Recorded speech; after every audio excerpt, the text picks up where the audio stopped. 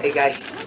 Cris, you have so many of these belts. I mean, where does this one rank? This victory, this moment, where does it rank among all your other championship wins?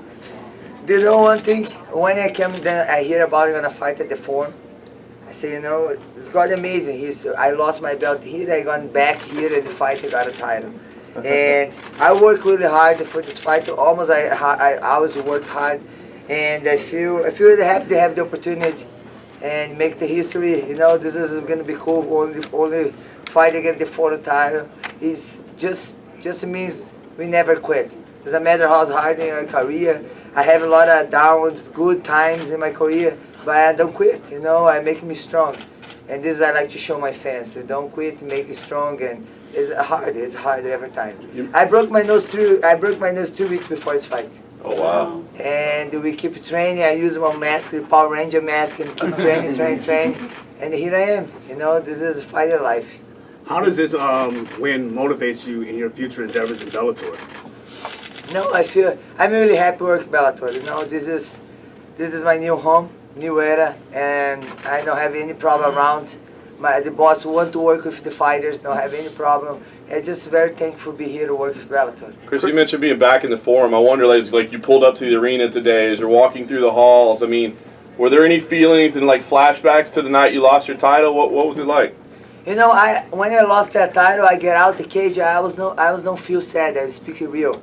I feel like something get out my back, and I walk over there and I did interview. I know all the wall has the right things, and I remember every single part.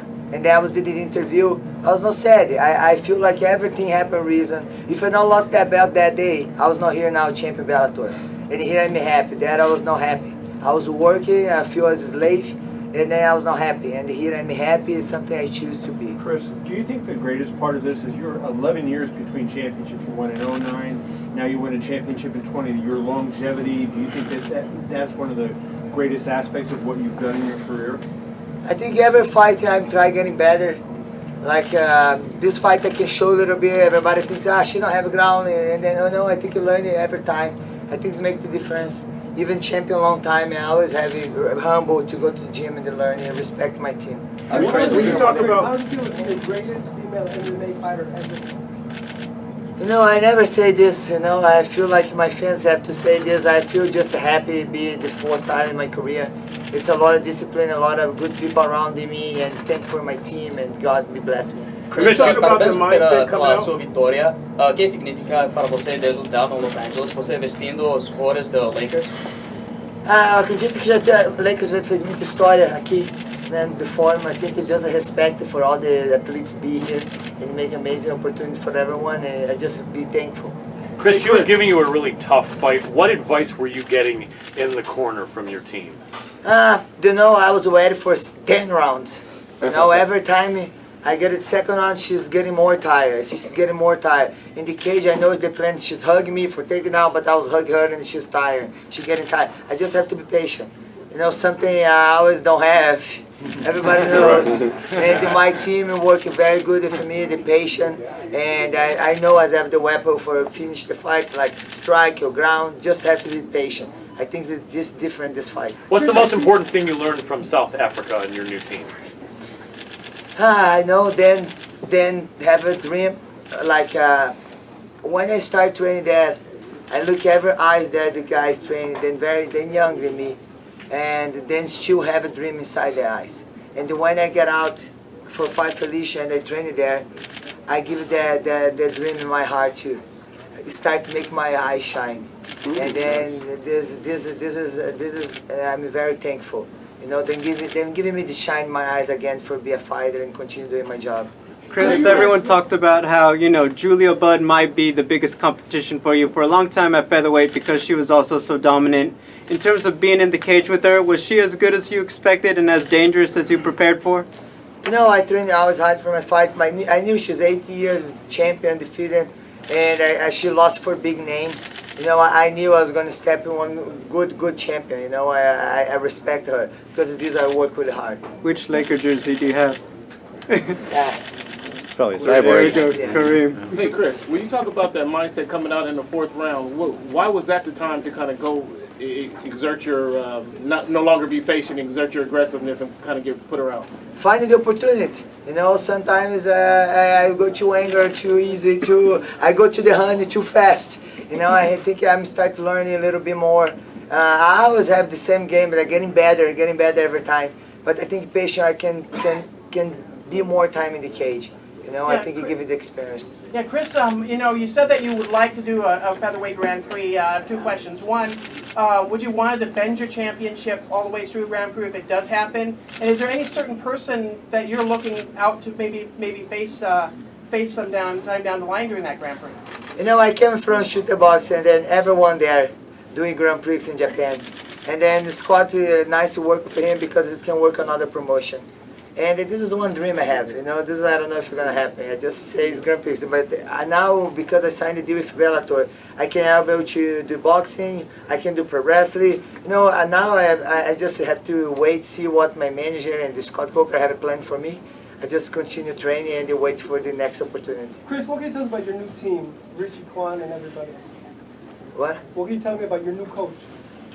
You know, I went to South Africa for doing missionary work. I put the water wells over there. And then I bring Del Match for helping me two fights in the UFC. And he told me, Chris, you need to come to my team. And I have the opportunity back to Africa, and I train in South Africa with Rich Guam. And I stayed there, I think, 6 months last year. And back and forth, my second home. And third home now because of Brazil and America and there. But you know, it's an amazing team. I learned a lot, and I like to be there because folks, I just train, fight everybody, just folks for my fight. Chris, Kat Zingano was in attendance today. Is that a possible fight for you in the future? You think you and Kat Zingano? Of course, I never choose my opponent. If she ready for fight 155, I will. I just wait to squad tell me, Chris, when you're gonna be next time. I'm ready.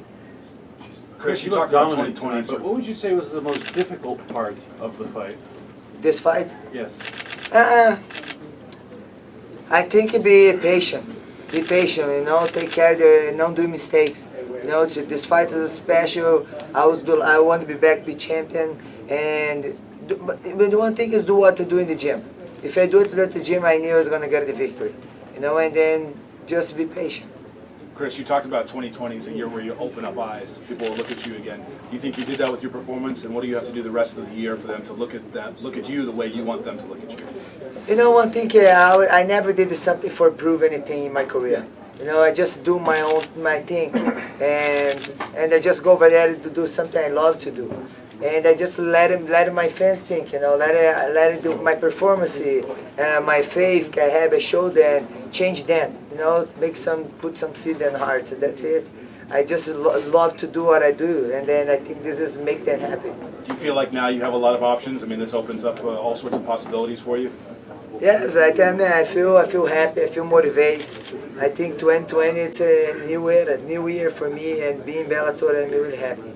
Chris, which belt do you like the most out of all the ones you have? You know, for me, I would say I love to have the belt, but for me, belt is only on symbol.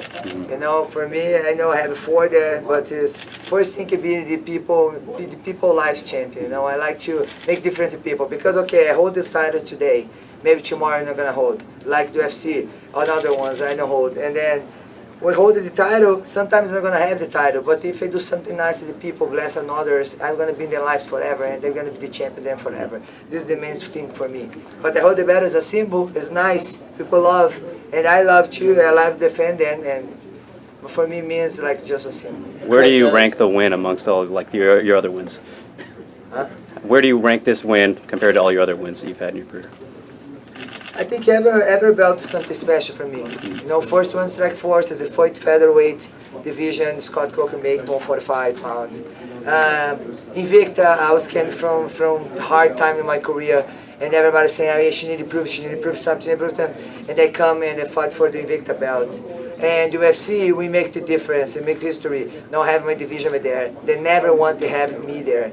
You know, my fans put me there. I cut weight 2 times 4-on-4. I almost killed myself, but I go over there and make this history. We put the weight there, now have there. And then now the Bellator make difference too. But here I'm welcome. you know, and I feel home. I feel home. Just a couple more guys. Cris, se você pudesse fazer, você lutar de novo no Los Angeles?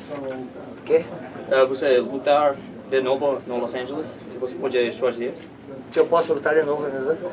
I just have to wait where Scott want to put me fight with my manager. I'm going to be for sure. Here, close to my house, you know, I live in Hampton Beach. Cris, when you first started MMA, did you ever dream you would have 4 championships from the biggest organizations and you would be such an amazing fighter and champion? No, I was never thinking this was gonna happen. When I was start, I have a dream. I want to do my best. You know, I want to be best. One thing I have in my heart, I want to prove the girls can fight like the guys. We can be violent, we can be technical. You can make the people like watch your fights. This is the first battle I have in my heart when I start fighting. But I don't have a dream to be a fighter. You know, someone saw me, Cris, you can be a very great fighter. Here I am.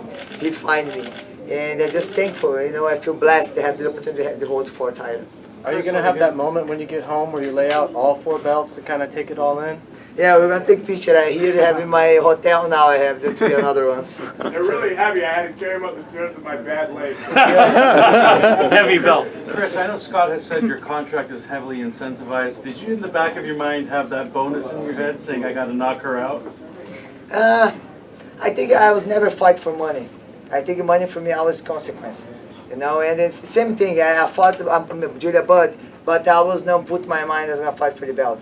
Same when I was a champion. I was never thinking, okay, I need to defend my title. I just have to do my best there and to fight something I like to do. This is no number 1 for me. It's nice, but it's number 1 for me. 2 more. I got one over here. Cris, you said before the fight that if you won this belt, it wasn't yours, that you were going to be giving it to somebody very special in South Africa? Yes, this belt is not mine. This belt for Ryan. He's a little kid I met in South Africa. He's had cancer and he's the real champion. He's fighter, the battle. Today he's gonna make video for me because he did the chemo, is very sick. And the thing I will wear in the weigh-ins in my hand and then wear here before the fight, he gave to me. And then he told me, Cris, I want to see your belt and come here. And for me, the first thing, this belt I'm gonna bring to him. You know, he's a real champion and I saw him every day in the camp, and I learned a lot of things. Man, being South Africa is amazing because we complain about a lot of things, and then we see a lot of things over there, and then of another place too, you cannot complain. You have to be thankful for everything. What kind of turnaround do you think you're going to do, Cris? Do you think you're going to take some time off to go back to South Africa, or do some charity work, or do you want to get back in the cage as soon as possible? You know, I mean, I always training. You know, I always training. I'm gonna keep training in California for sure. I have my show, Cyborg Nation event. We're doing Grand Prix there, heavyweights, and then the champion gonna fight in Bellator, and it's gonna be the seventh event we're doing in Brazil, and probably have to be there for help my brother promoter and they keep training and they wait to see what's the opportunity and see what Scott is gonna talk to my manager, Audi, see what's gonna be next. Thank you, champ. Thank you guys. Thank you. Congrats. Thank you. Congrats.